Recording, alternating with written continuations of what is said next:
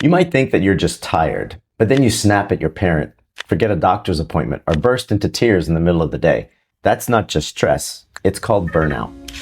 By the end of this video, you'll know how to recognize the warning signs of caregiver burnout, what puts you most at risk, and how to protect your mental and physical health before it's too late.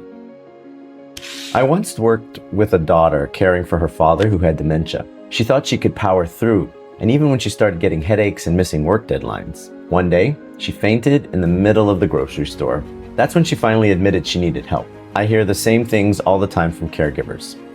I'm fine, I'm just tired. Or, I don't have time to rest, everything falls apart if I stop. And the one I hear the most, I feel guilty taking care of myself.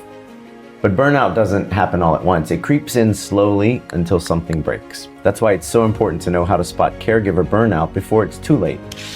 So, what are the warning signs? First, you're exhausted all the time, even after sleeping.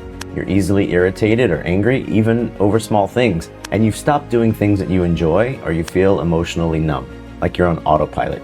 Some caregivers get headaches, stomach problems, they catch colds. You might also feel helpless, hopeless, or trapped. Even if two of these sound familiar, it's time to check in with yourself.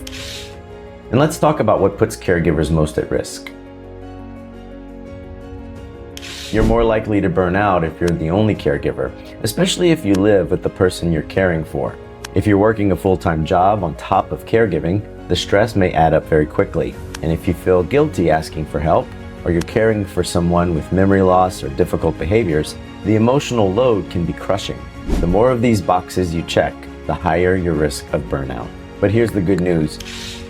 There are ways to protect yourself. Schedule breaks, even short ones, to breathe and recharge. Ask family, friends, neighbors to help with small things like picking up groceries or staying with your parent for an hour. Join a caregiver support group, whether online or in person, and you'll feel less alone. Talk to a therapist or a counselor if things feel too heavy, and use respite care, even just once a week, so you can rest. And most of all, set boundaries. Saying no isn't selfish, sometimes it's survival. Remember to celebrate small wins as well.